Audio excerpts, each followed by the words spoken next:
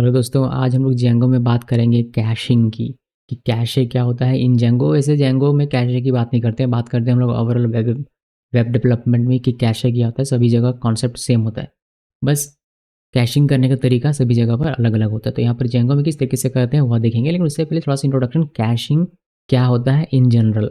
तो caching is an information technology for the temporary storage of web document such as web pages, images and other type of web multimedia to reduce server lag. यानी कि caching एक ऐसा technology है जिसका इस्तेमाल करके आप अपने वेब डॉक्यूमेंट्स को, जैसे कि वेब पेजेस हो गया या फिर इमेजेस हो गया या फिर अदर टाइप ऑफ जो वेब की मल्टीमीडिया होती है, उनको एक टेम्पररी स्टोरेज में रख सकते हैं जिससे आपका जो सर्वर लैग हो उसको कम किया जा सके। कैशिंग टेक्नोलॉजी का यूज़ करके आप अपने वेब पेज को फास्ट बना सकते हैं और साथ ही साथ ये आपको कोस्ट मैनेजमेंट करने में भी हेल्प करेगा, यानी कि कोस्ट इफिशिएंट बना देगा आपके वेब एप्लीकेशन को। मतलब आप आज नहीं तो कल जो आप एप्लीकेशन बना रहे हो उसको आप कहीं ना कहीं होस्ट तो जरूर करेंगे, तो वहाँ पर जो रिसोर्सेस ये लेगा वह कम लेगा अगर आप कैशिंग टेक्नोलॉजी का यूज़ करते हैं उस केस में। ये इसका कहने का मतलब है। तो जेंगो में आपको बहुत सारी अलग अलग तरीके मिल जाते हैं जिसका यूज़ करके आप कैशिंग कर सकते हैं अपने वेब पेजेस का। सबसे पहले बात करते हैं कि किस तरीके से इम्प्लीमेंट किया जाता है कैशिंग को इन जेंगो। तो मोस्टली 3 तरीके हमें दिए गए हैं। पहला होता है दी पर साइट कैशे। इसमें आप पूरी वेबसाइट को, पूरा जो आपको इंटायर साइट है उसका ही कैशे क्रिएट कर देते हैं। ये सबसे सिंपल वे है कैशिंग करने का इन जेंगो। देन दूसरा तरीका है दी पर व्यू कैशे। इसमें आप व्यू को कैशिंग करते हैं, मतलब एक पर्टिकुलर व्यू आपने लिया, एक या फिर एक इंडिविजुअल व्यू लिया, उसमें से जो आउटपुट आ रहा है उसको कैशे कर देते हैं। देन तीसरा हमारे यहाँ पर है टेम्पलेट फ्रेगमेंट कैशिंग। इसमें आपको कैशिंग करने का और ज़्यादा कंट्रोल मिलता है। ये होगा कि किस तरीके से इंप्लीमेंट करेंगे कैशिंग को, जो आपको अच्छा लगे आप वही यूज़ कर सकते हैं। आपको अगर पूरी वेबसाइट को करना है तो इंटायर साइट को कर लीजिए, अगर आप सिर्फ व्यू के आउटपुट को करना चाहते हैं तो उसको कर लीजिए, या फिर आपको फ्रेगमेंट बाय फ्रेगमेंट करना है तो आप उसको भी यूज़ कर सकते हैं, ज़्यादा कंट्रोल मिल जाएगा। ये कैशिंग इम्प्लीमेंटेशन होगा, लेकिन कैशिंग करके वह रहेगा कहाँ पर, जो टेम्परेरी स्टोरेज है हमारा वह कहाँ पर रहेगा। तो इसके लिए हमारे पास ऑप्शन है, आप डेटाबेस कैशिंग कर सकते हैं। इसमें आपका डेटाबेस का एक टेबल बनेगा और वहाँ पर कैशिंग करके वो रखेगा। दूसरा है फाइल सिस्टम कैशिंग, जिसमें आप एक फोल्डर क्रिएट करेंगे अपने फाइल सिस्टम में ही, और उस फाइल सिस्टम में फोल्डर के अंदर में फाइल्स के रूप में कैशिंग आपका रहेगा।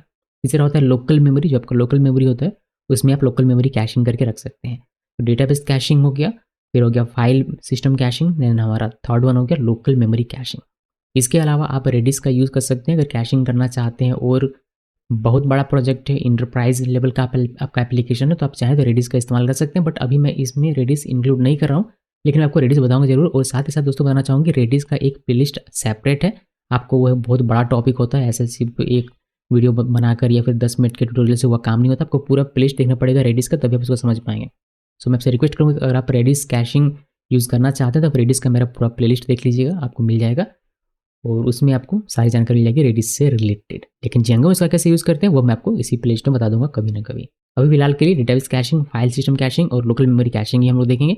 और जो इम्प्लीमेंटेशन का तरीका था पर साइट कैशिंग या फिर पर व्यू कैशिंग या फिर टेम्पलेट फ्रेगमेंट, इसको इम्प्लीमेंट करके देखेंगे। अभी इस वीडियो में मैं आपको दिखाने वाला हूँ कि पर साइट कैशिंग कैसे करते हैं, जहाँ पर कैशिंग करेंगे हम लोग डेटाबेस में, फिर फाइल सिस्टम में, फिर लोकल मेमोरी में। तो इससे पहले कि हम लोग कोडिंग में जाएं, मैं आपको बता देता हूँ कि कैशे किस तरीके से काम करता है इन जनरल। तो जैसे कि किसी वेब पेज का कोई कैशे पहले से क्रिएट है और यूज़र रिक्वेस्ट कर रहा है, तो कैशे में से इसको रिस्पॉन्स मिल जाएगा। अगर कोई कैशे जनरेट नहीं है तो कैशे को पहले जनरेट किया जाएगा, उसके बाद उस जनरेट कैशे में से उसको रिटर्न रिस्पॉन्स मिलेगा। ठीक है, तो ये एक सिंपल सा काम करने का तरीका होता है। तो थियोरेटिकल बातें हो गई बहुत। अभी हम लोग CS49 में आते हैं, बिकॉज मैंने प्रोजेक्ट पहले से क्रिएट करके रखा हुआ है। तो CS49 है, जेंगो वगैरह इंस्टॉल है, और यहाँ पर मैंने सेटिंग में एक एप्लीकेशन क्रिएट करके स्टूडेंट लिख भी दिया हुआ है, साथ ही साथ URL से इसका डिफाइन कर दिया है, देख लीजिए यहाँ पर से। और स्टूडेंट एप्लीकेशन के अंदर में एक टेम्पलेट बनाया है कोर्स नाम का, जिसमें सिर्फ कुछ खास है नहीं, बस कोर्स 1 2 3 4 इसी से लिखा हुआ है। इसका URL यहाँ पर डिफाइन है, कोर्स में ही student/course हिट करना पड़ेगा, जिससे ये व्यू चलेगा और ये व्यू सिर्फ इस पेज को रेंडर कर देगा। बस इतना ही, कुछ डिफिकल्ट कोडिंग होता नहीं है इसका, बहुत ही सिंपल से ईजी कोडिंग होता है। तो हम लोग इसको देखने वाले, पहले मैं इसको रन करता हूँ फिर आपको दिखाता हूँ कि अभी क्या दिखता है, अभी हमारा क्या हाल है इसका, जब हम लोग कैशे यूज़ नहीं कर रहे होते हैं तभी। तो पाइथन manage.py रन सर्वर, अगर सब कुछ ठीक है तो ये रन होगा और हमें वेब पेज में देखने को मिलेगा। तो अगर हम लोग यहाँ आते हैं और यहाँ हमें हिट करना पड़ेगा student/course, जिससे हमें कोर्स 1 कोर्स 2 कोर्स 3 दिखाई देगा। जितनी बार भी आप हिट करो ये आपको पेज कैशे वगैरह है नहीं, डायरेक्टली आपको रिस्पॉन्स मिल रहा है, जहाँ आपका वेबसाइट है वहाँ से आपको रिस्पॉन्स के तौर पर मिल जा रहा है। ठीक है, अभी हम इसे देखते हैं कि कैशे हम लोग इम्प्लीमेंट करते हैं और देखते हैं कि इसमें क्या हमें फ़ायदा मिलता है और क्या हमारा नुकसान होता है। सो मैं सबसे पहले आपको दिखाने वाला हूँ कि डेटाबेस कैशिंग कैसे करते हैं इंटायर साइट के लिए। आपको यहाँ पर आना है और यहाँ से अपने प्रोजेक्ट के अंदर जाना है सेटिंग्स फाइल में यहाँ पर, और 2 मिडलवेयर आपको यूज़ करना पड़ेगा। तो करना है आपको स्क्रॉल डाउन और इस कॉमन मिडलवेयर के जस्ट ऊपर में आना है और यहाँ पर एक आपको मिडलवेयर लिखना पड़ेगा उस तरीके से django.middleware.cache अपडेट कैशे मिडलवेयर, ये लिखिए। फिर इसी कॉमन मिडलवेयर के जस्ट नीचे यहाँ पर आना है और यहाँ पर आपको एक और मिडलवेयर लगाना पड़ेगा, Django middleware cache fetch from cache middleware. ये 2 मिडलवेयर इसी ऑर्डर में लगाने हैं, एक कॉमन मिडलवेयर के ऊपर, एक कॉमन मिडलवेयर के नीचे। कोई और ऑर्डर आप नहीं इसमें डिफाइन कर सकते। सो बस इतना करना है। उसके बाद सबसे नीचे चलाइए। अब बारी है कि आप क्या कैशे करना चाहते हैं, डेटाबेस कैशिंग करना चाहते हैं, फाइल बेस्ड कैशिंग करना चाहते हैं, या फिर आप करना चाहते हैं फ्रेगमेंट, वो आपको यहाँ पर डिफाइन करना होता है। तो सबसे नीचे आना है और यहाँ पर आपको सिंपली लिखना है कैशे, देन करली ओपन करली क्लोज, इसमें प्रॉपर्टी है डिफॉल्ट, फिर करली ओपन करली क्लोज, बैकएंड प्रॉपर्टी। यहाँ आपको लिखना है django.core.cache.backends db.database cache, then comma देकर लोकेशन। और लोकेशन आप डिफाइन करते हैं कि ये जो डेटाबेस में कैशे होने वाला होगा किसी टेबल में रहेगा, तो उस टेबल का नाम क्या होगा वो आप यहाँ पर डिफाइन करते हैं। तो मैं लिख दिया स्टूडेंट अंडरस्कोर कैशे। ऐसा कोई भी नेमिंग कन्वेंशन नहीं है, कोई रूल नहीं है, आप जो मर्जी यहाँ पर नाम लिखिए। बस इतना सा ध्यान रखना है कि पहले से वह टेबल मौजूद ना हो, या फिर इस नाम से कोई मॉडल आप नहीं बना सकते जो कि बाद में टेबल का रूप ले लेगा। तो ये आपको ध्यान में रखना होता है। इतना क्या, आपने इसके अलावा इसमें आप डिफाइन कर सकते हैं टाइम आउट, कि ये कैशे कब इसका टाइम आउट होना चाहिए। आप चाहें तो यहाँ पर टाइम आउट डिफाइन कर सकते हैं।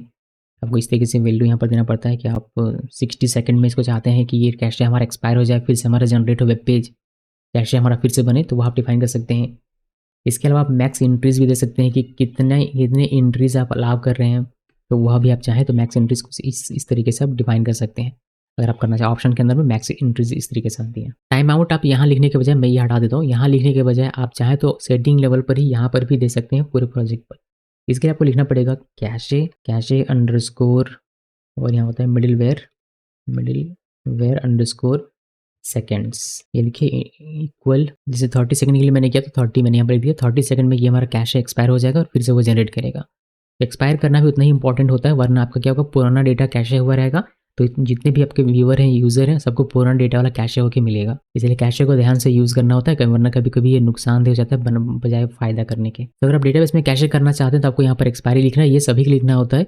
आपको बेसिकली ये लिखना पड़ता है जो मोस्ट इंपॉर्टेंट है वो, यहाँ पर कैशे लिख के डिफॉल्ट में बैकएंड आपको ये देना पड़ता है डेटाबेस कैशे, और इसका एक लोकेशन देना होता है। क्या इतना करने से काम हो जाएगा? नहीं, इसके लिए आप पहले इसको स्टॉप कीजिए, फिर आपको यहाँ पर रन करना पड़ेगा माइग्रेट।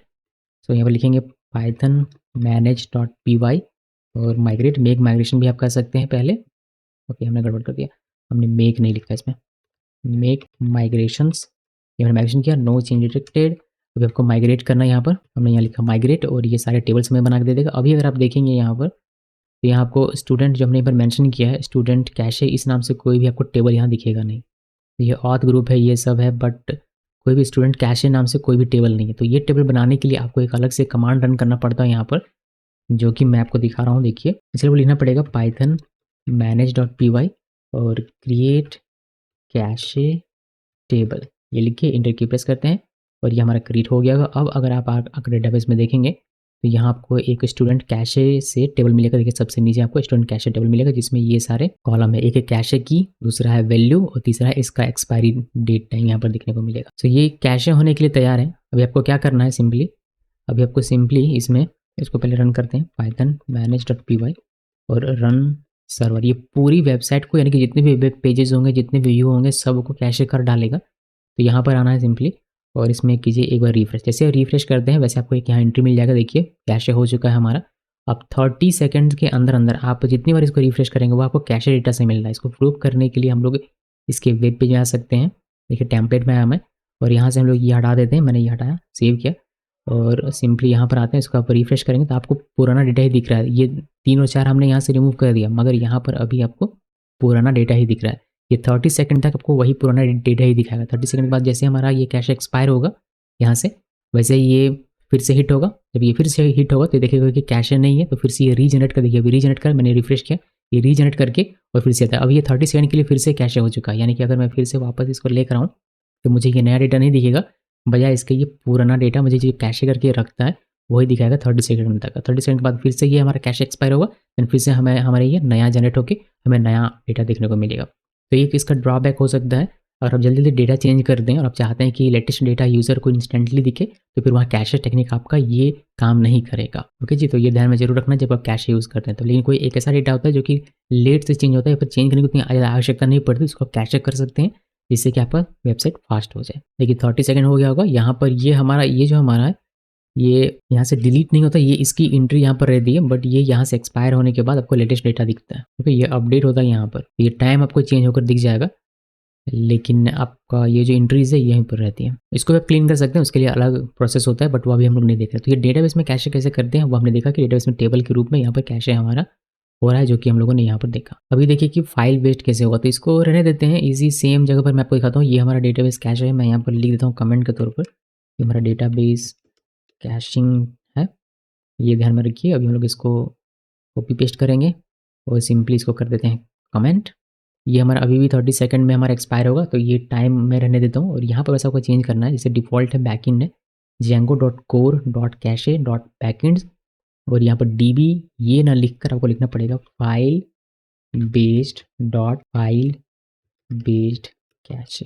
अगर स्पेल सब कुछ सही लिखा मैंने, जो कि सही होगा आई बिलीव, तो यहाँ पर कोई गड़बड़ नहीं वाली। और यहाँ पर आपको डेटाबेस टेबल नहीं लिखने के बजाय लोकेशन में आपको यहाँ पर देना पड़ेगा कि किस फोल्डर में ये सेव होना चाहिए, बिकॉज ये फाइल बेस्ड है तो कहीं पर तो सेव होगा किसी फोल्डर में। तो यहाँ एक फोल्डर हम लोग देखिए स्टूडेंट कैशे के नाम से हमारा ये क्रिएट हो चुका है फोल्डर, तो यहाँ पर इसमें ये हमारा सेव होने वाला है। ओके, सो चलिए दिखाता हूँ इसको रन करके, फिर आपको पता चलेगा।